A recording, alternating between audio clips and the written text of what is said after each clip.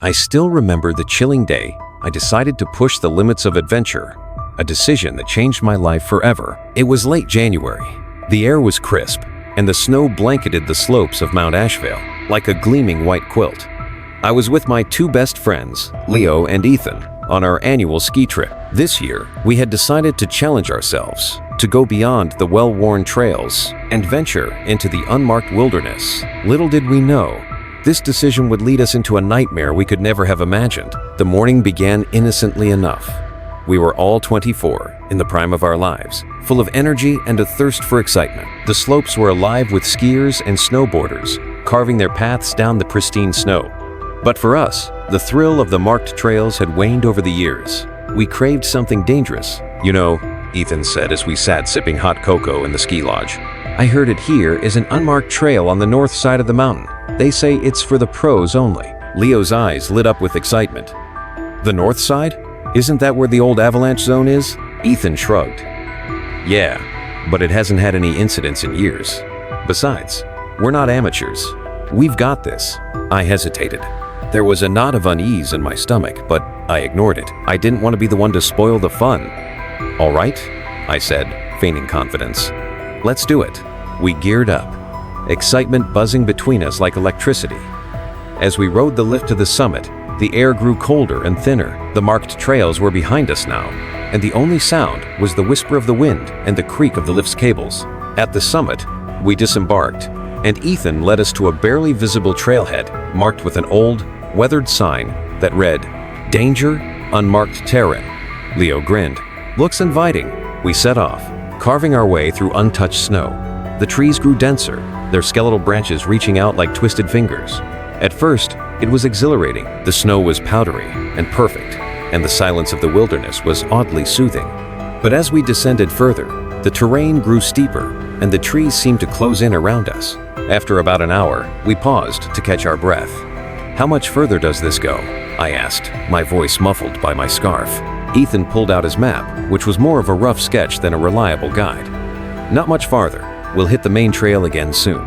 But the map didn't account for the twists and turns we'd taken.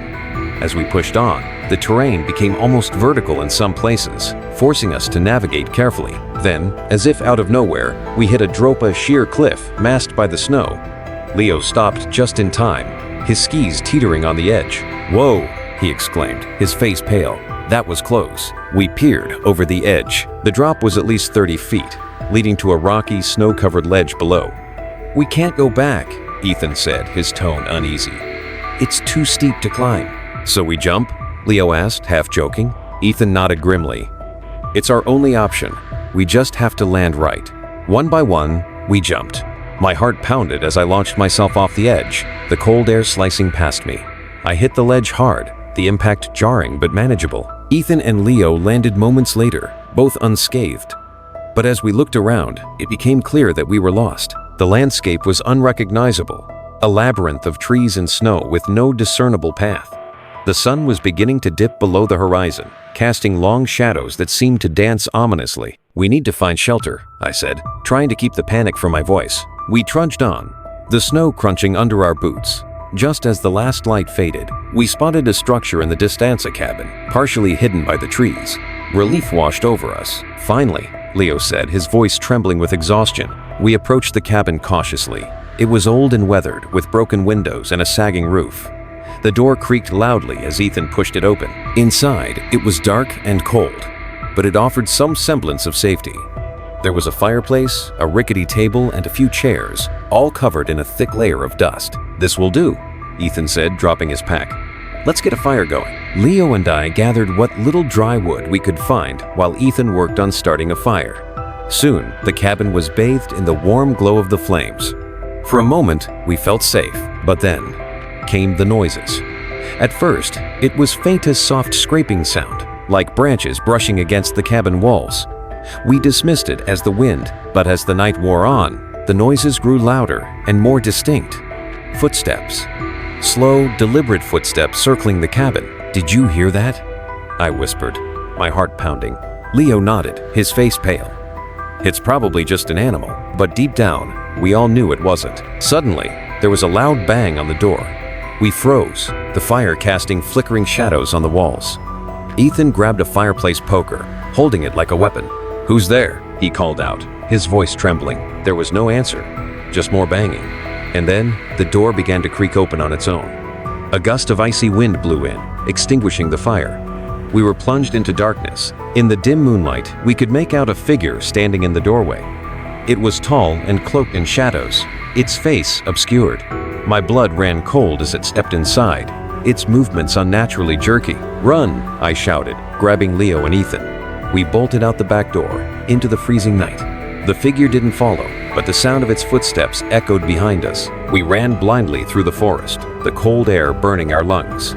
My legs felt like lead, but adrenaline kept me moving. Eventually, we stumbled upon a small clearing. Gasping for breath, we huddled together, trying to make sense of what had just happened. "What was that?" Leo asked, his voice barely above a whisper. Ethan shook his head. "I don't know, but we can't stay here." We pressed on, the forest seeming to close in around us. The shadows seemed alive, shifting and writhing in the moonlight. Every sound made me jump the crack of a branch, the howl of the wind, the distant echo of footsteps. Hours passed, or maybe just minutes. Time seemed to blur.